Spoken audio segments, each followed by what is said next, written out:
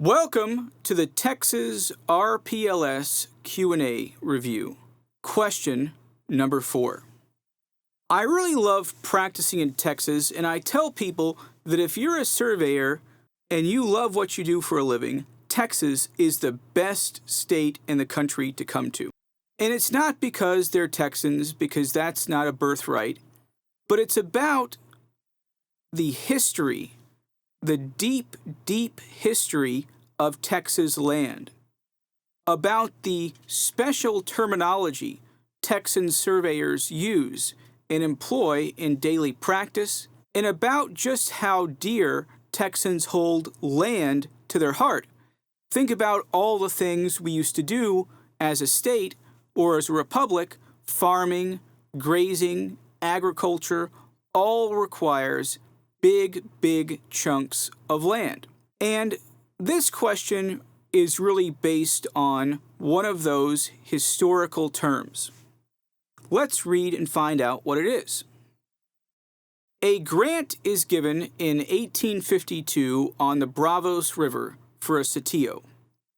What is the size and shape of that grant? That's a short question, but it sure has a lot of information required. We're given 5 possible answer choices, and these answer choices, one of them is going to be the correct size of the Sitio. But here's the problem. If you don't know your Texas terminology, then you will have a 20% chance of guessing correctly, but really no chance of guessing at all, because it's a total random guess. There are some things for the Texas RPLS exam that you just have to memorize. I don't like memorizing, but you've got to do it. And one of those things you have to know is the land types for different Texas parcels. You upsize your food, so why not upsize your study materials? The NLC combo has everything you need to pass the FS, PS, or Texas RPLS exams. Combos include a full-length hard copy exam book, a pre-programmed HP 35 calculator, and a fully online prep course that includes a full-length practice exam. That's 2 full exams that cover every topic you'll face on test day. Upsize to a combo and upsize your future career today. So this grant is for a Sitio.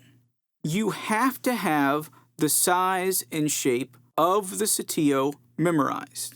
And then, once you know the acreage of what type of lot this is, a Sitio, then you can calculate the square footage and then the side-by-side length and width. So if you know the acreage, you convert from acreage to square feet, and then you say, well, which of these dimensions will give me the correct number of square feet to solve the problem? In my opinion, there are probably 4 land areas that you must know cold. You've got to know a labor, which is 1,000 varas squared, a league, 5,000 varas squared, a porción, which really has no acreage or length, but is a long, narrow grant fronting a river, not just the Rio Grande, but the Rio Grande was one of the first. And then a Sitio. A Sitio is nothing more than a league of grazing land.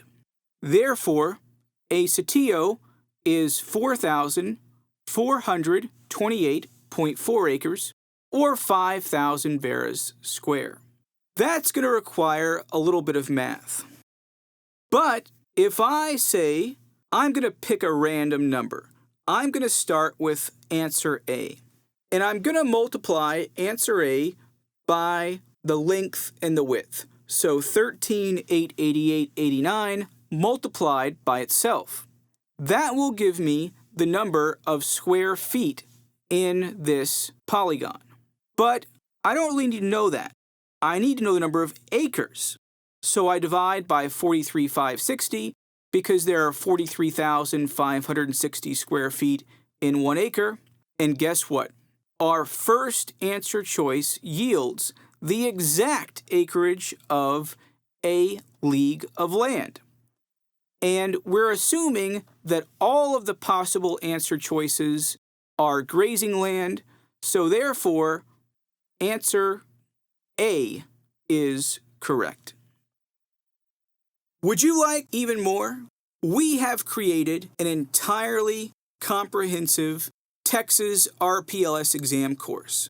It's got slides, videos, practice questions, and handouts. And we go over all the major topics on the RPLS exam, and we give you the information you need to pass on the first try. Included is a full-length 8-hour practice exam, which will get you ready for this exam and get your mind set on game day. Go to nlcprep.com/RPLS for more information.